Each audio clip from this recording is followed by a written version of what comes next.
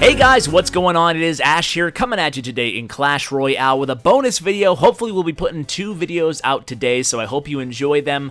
In today's video, we're going to review the Jason deck in the current meta. It's definitely very strong still, and we'll be discussing the strategy keys, kind of revisiting some tips from this classic deck that Jason, the very first big live tournament in Helsinki, Finland, the champion Jason, used during that tournament. Now, Jason unfortunately has retired from the game. Now, hopefully, it's a temporary hiatus. He was a co-leader over here in Elite Gaming. We really love the guy. Great guy. He's been on the channel multiple times. I think 2 or 3 times he's been on my channel, and if you want to listen to those episodes, go ahead and do so. He's a great guest and has a lot of knowledge about the game, of course, using this deck specifically. So, what we're going to do in today's video is go over these replays by Mark here, who's actually using the deck now with a lot of success. In fact, as a level 11, he got to 4,300 trophies last season, which isn't bad at all. It's certainly not a record-setting by any stretch, but he's having a lot of success with the deck. And you know what? I've been sharing a few decks with you guys lately that have a lot of legendary cards in them, and I've been hearing it in the comments. Just to kind of address that quickly while we watch this replay here is, you know what? On my channel, I'm really just going to try to focus on the most competitive elements of the game. Now, if that includes legendary decks, then so be it. I'm not going to have a strong bias for legendaries or a strong bias against legendaries, but of course, if I find effective decks, such as obviously the Jason deck here, that don't have any legendary cards, I'm definitely going to bring those to you guys, and if I do bring legendary decks, I'm going to make sure that I include some viable substitutions for you guys who might not have all the legendary cards. So just wanted to touch on that briefly before we get into today's content. So again, Jason retiring from the game, unfortunately. We had to remove him from the game because he had become totally inactive, and I reached out to him on Skype, and he hasn't responded. That was a day ago now, so unfortunately, it looks like, you know, he just kind of lost interest. He had said a few times leading up into the last week or two that he was starting to just lose interest in the game, and that's understandable. He played a lot. He had something like 4,000 wins,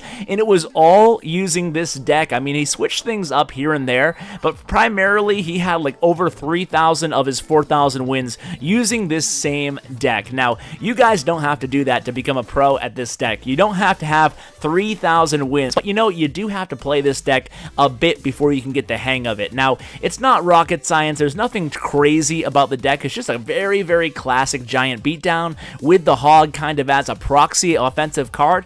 Now, with this deck, one of the biggest keys that you want to pay attention to is that you do have those 2 tower targeting offensive cards. You have the giant and you have the hog rider. So odds are you're probably always going to have one of those cards in your hand, and that can lead to a general feeling of being super aggressive with this deck, and that's one of the reasons that some people lose with this deck and just can't get a good feel for it.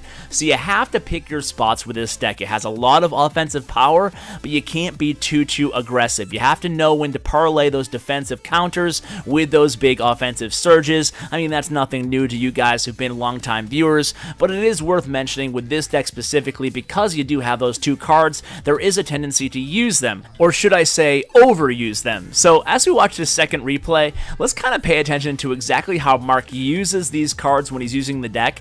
And even Mark, he said it took a while for him to really get a feel for this deck and start winning consistently, both in ladder play and also in challenges and tournament play. This deck really has a broad array of effectiveness in terms of being used in all 3 competitive modes. So don't be afraid to use it in whatever competitive mode suits you the best. So let's go ahead and go over some of the strategy keys and do's and do nots for this deck and talk about the main offensive combinations just to refresh your memory in case you're not familiar with the Jason deck, or if it's just been a while, which it probably has for a lot of you viewers. So defensively, you have the barbarians and you have the minion horde. Those are obviously your 2 big weapons defensively. Now, when you play the barbarians and the minion horde, make sure you don't play them immediately back to back, especially with so many people running poison in their decks today. You have to be very careful when playing defensively. So the minion horde, make sure you kind of use them when your opponent's poison or zap or arrows have been baited. You have a lot of bait potential in this deck. You have obviously the spear goblins, the archers, and the minion horde in this deck. So bait the arrows, bait the poison, then use your minion horde. If you haven't baited the arrows, go ahead and use your barbarians. Now, what about your offensive pushes? How do you play play the hog and the giant together effectively? Well, the answer really depends on what the opponent's playing. So if your opponent is playing a beatdown deck, or a P.E.K.K.A deck, or a bowler deck, any of these really strong tanky decks that rely heavily on elixir pumps, you want to go ahead and use your Hog Rider in the opposite lane as soon as they drop their tank. What that's going to do is disrupt their push and cause them to have to defend in the opposite lane, and then that will give you an easier time defending in their quote-unquote big push lane. So what you can do is you can go with a Hog Rider in the opposite lane and just make sure you're still sitting on your barbarians or your minion horde to defend in the other lane. Now, some of you might recall that when Jason played this deck, he actually used his Hog Rider in combination with the minion horde oftentimes to push really hard in one lane. But nowadays, you're not really going to be able to get away with that. I would not advise you to do that. However, you can see what Mark's doing right now is using his giant defensively. That's one thing about this deck that I don't see people doing enough when they're just picking it up for the first time. I mean, you have the giant and you have the Hog Rider, so you're going to have to use them defensively sometimes. At least a good player in a pinch will definitely not be afraid to use these cards defensively. Now, particularly, think about the bowler card. The bowler is in a lot of decks nowadays. So what you can do is, if you're going against a bowler using the Jason deck, you can reverse the bowler's direction using a Hog Rider. So that's actually a really smart move. So if there's a bowler coming in your lane, say behind a giant, a typical bowler giant push coming at you, what you can do is drop a Hog Rider and change the direction of the bowler so that the bowler is facing the opposite direction, and then you can place either barbarians or archer or whatever you have handy to actually take down that bowler while he's facing the other direction. In the meantime, the bowler is actually going to be pushing your Hog Rider into the enemy tower, and that's actually a pretty good scenario for you. So that would be a good way to counter a bowler deck. Obviously, half these cards didn't even exist when Jason actually played this deck, so you do have to change up your style a little bit. Let me go ahead and play a match for you guys right now. It's not going to be a super long episode today, but I do want to get at least one live match in, and we'll see what we can do. Let's go ahead and play a grand challenge. And you know what, before we do that, I did want to quickly mention something that I meant to mention before, and God knows I'm probably not going to remember to do it if I'm in a grand challenge. But if we're going against an Inferno Tower, that's actually one of the most popular questions I get about the Jason deck. How do you counter an Inferno Tower, or how do you adjust your play style to counter Inferno Tower?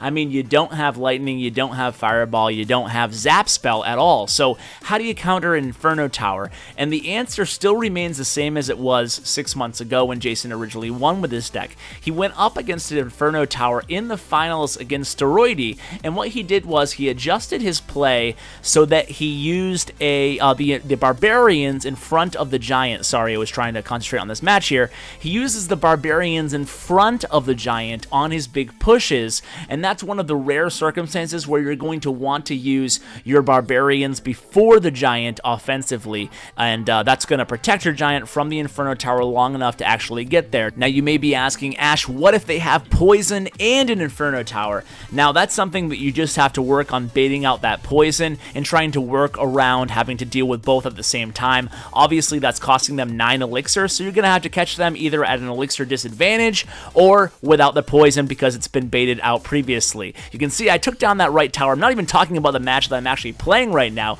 I'm going against a Lava Hound deck, which again didn't exist at the time that this deck gained its rise in popularity. So you saw how I'm dealing with the Lava Hound deck. What I'm trying to do is push with a Hog Rider in the opposite lane.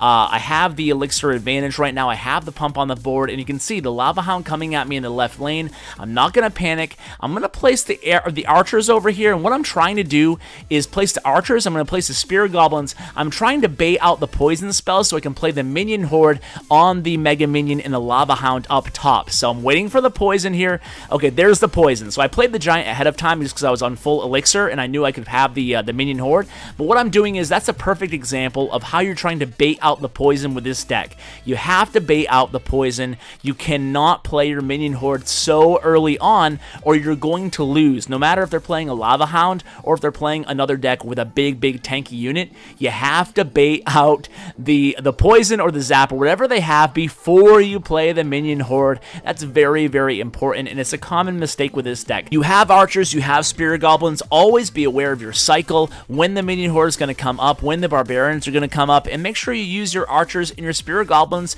in smart ways. They can obviously distract your enemy units. They can obviously lure out and bait the poison or whatever they may have. So, guys, that's going to do it for today's episode. You can see I'm going to win this match. I'll just go ahead and finish it off. Can I get the 3 crown? I am skeptical at this point. There's only 15 seconds left, but we'll see what we can do here. Let's just play, you know what, forget it. I'm just going to defend instead. 2 crowns is good enough for me. We'll have to do a longer episode using the Jason deck if you guys want to. Just let me know in the comments below. It's a fun, solid deck. It's a classic, and I know a lot of you guys like it, especially because of the no legendaries. So, guys, hopefully Jason returns. Hopefully he watches this video, and we love you, buddy, and we want to see you in game again, my friend. Hopefully you'll come back and enjoy some of these victory challenges with us. So, guys, thanks so much for watching, and as always, take care, guys.